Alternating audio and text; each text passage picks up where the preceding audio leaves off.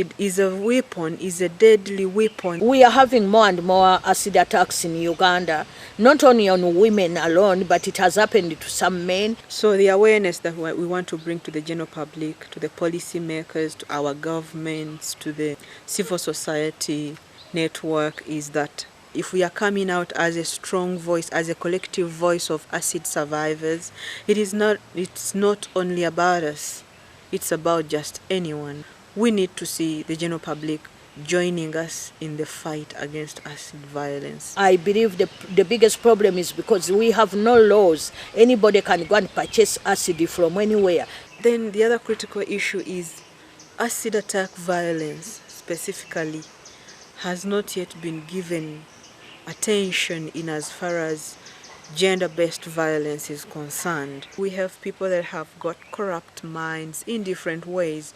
We have got people that are desperate and need the money and they are hired to do this. It is so painful to see that most of our youths are affected by poverty, and because they are desperate, always the perpetrators use these young boys and girls to do this to us. To make it worse, we have not had anybody prosecuted and convicted. Can we have people prosecuted and convicted? Because there is always evidence pointing to these people, but nobody has ever been convicted, so that there is a lesson to learn by other people who would be planning it. Can we have somebody sent to life sentence? Because this is murder. You know, people survive by chance. In the African traditional society, men used to look at women as property. It is normal for the culture, culturally, it is normal. And the women have been brought. They don't know their rights. They don't know that they are free to do what they want. They have to discuss. And the men say, since I married you, I paid for you. I paid my dowry. The cows went to your home. You are supposed to be submissive. You must do what I say. So if you don't, I beat you up.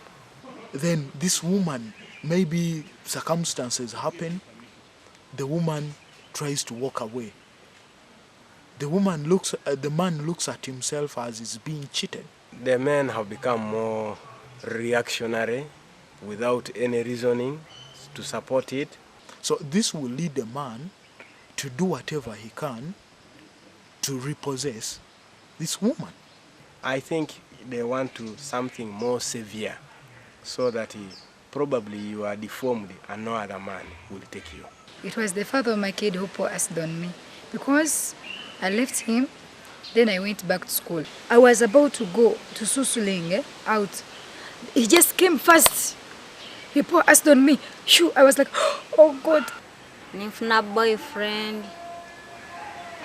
Nga yali ainako ex-girlfriend. Kati omuwala na nonyereza nali mbeera. Najja nansanga mu nyumba 2:11 nanjira acid.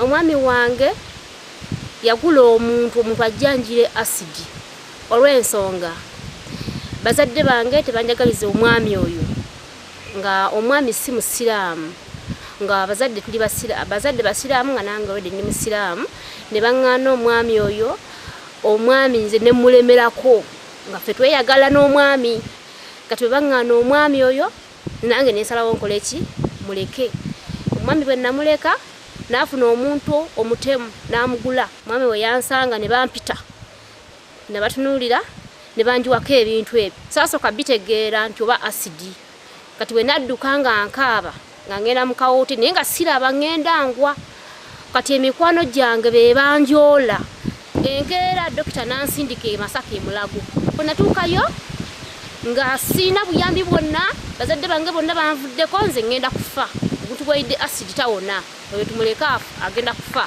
What happened to Hanifa was that Hanifa is one of the few Muslim girls who are educated. I had been through a series of abuses in my marriage. I had been married for 7 years. I had 2 children in this marriage, but things didn't seem to be working out. I was forced to live as a complete housewife. I had no independence at all. I had no freedom at all. I had no right to decisions at all. I felt I could not move on with this kind of life. So she had got a job under the Uganda Muslim Supreme Council where funding was coming from abroad, and the husband wanted her to stop working. Then the husband said, if you are not stopping working, we are going to separate. And I felt once I walked out of that marriage, nothing would ever take me back. Maybe he thought doing this to me would put me down. But I think I have a strong spirit. I had been through enough already. This could not put me down. This could not stop me. I had to keep moving on. I had to fight for my life. After a period of time, they told me you go back home.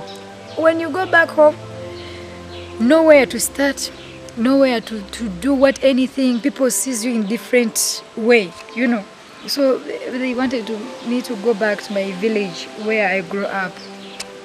But I realized, I said, how will I look?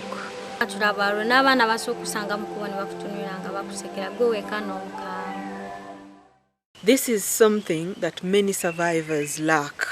They feel that because they have this disfigurement, they have got this scarring, because they are perceived negatively by the society, by the community around them, they close themselves behind doors. There is discrimination both socially and economically. After attack, I couldn't do anything because, it's like your future, because even if you go to ask a job, you can't get a job. People judge us before knowing that you can do something or you can't do something. Naye ekintu ekiriwo ekya accident bwe bamala otwokya sobola genda wantu ntufuna emirimu.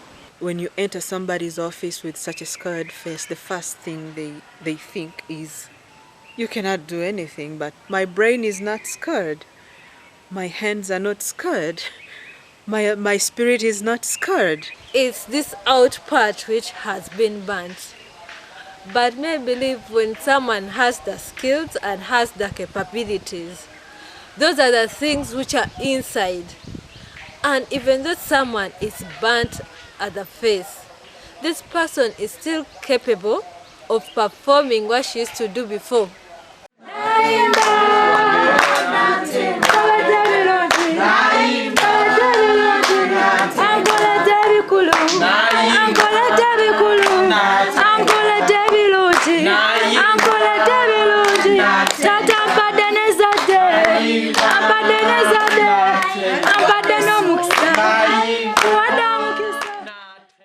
For the time that I was in hospital, I met a lot of acid violence victims. When I compared the challenges that I went through, plus the challenges that I saw other patients go through, the problems that my family faced because of this attack on me, it came suddenly. Nobody's prepared for this, so it comes with so many challenges with it, both emotionally, physically, psychologically, socially, economically. I felt I needed to do something about this. I felt I needed to reach out to these others. Dealing with the trauma is not so easy, and the person who has not gone through this cannot really understand what you go through. That's when I came up with an idea of starting up a center for rehabilitation of survivors of acid and burns violence. In short, Ceresav. I felt that we could have a vision of having a violence-free Uganda where survivors live with dignity. When I got the attack, I had that passion to talk to the survivors, to give hope to someone. I volunteer, I go out to the hospitals, do the counseling to the survivors, talk to them, be there for them. Because when someone is admitted in hospital, they are all there alone, they are sleeping the whole day. They don't have company, they don't have someone to talk with. So whenever I go to these hospitals, I talk to them, we laugh, I become their friend. I give them a shoulder to cry on. When they pour acid on us, they think everything in our life is what? Is over. But as we want to change that. We want to raise that voice as one to help others. To you, you feel it's the end of everything. You feel you are finished. You think there is no tomorrow for you. You think you will never be useful to anybody. You feel it's the end. As time goes on and we come out and show you that you are not alone, there are others like you who have accepted and moved on. It brings back a sense of hope for the future. I believe Ceresav because it has come out of the ideas. It has been made, it has been baked by the survivors themselves. So we know what to do, we know what we want, and we know what every survivor can go through. And that's what we are looking at. Survivors that have lost the hope to live, when they get together with us, when we bring them on board, they begin to transform that, to change their perception from being a victim, from being in a state of uselessness to a state of hope. They begin to feel a sense of living. They begin to have the worth, a second chance in life. If you have not died, you always have a second chance in life. My biggest dream is to see us as a family, as an organized family, as a home where every survivor feels at home, where every survivor feels a sense of belonging, because we are a group who feel for each other, who share experiences, who share similarities in different ways. We wish to lobby for opportunities for the different survivors. There are those that have got completely disabled. There are those that are blind. There are those that have lost hearing due to extreme burns. There are those that have got physical disfigurements. But if we are a group, if we are a family of survivors, we understand each other, we can collectively lobby for help, for assistance, for interventions to help our fellow survivors. Then eventually they integrate back into society as independent citizens. So I want to empower these survivors to come out and speak about this. It is only when we speak about this in public that others will get on board and fight with us. We need to join hands with the police. We need to join hands with the victims. We need to join hands with the public, you know. We need to join hands with the legislators. We need to join hands with all concerned citizens, you know, to ensure that information about acid violence, you know, is spread. We are a marginalized group of people that is not recognized. We have to fight for our rights. We need to have a strong collective voice of survivors to address this. We don't have to be represented. We can represent ourselves. We have the ability to speak. We have the ability to advocate and lobby for policies and opportunities. We have the ability to cause change, and we have the ability to end this because we have the right message. We have been there. We don't want to see any other person getting there. It is horrible.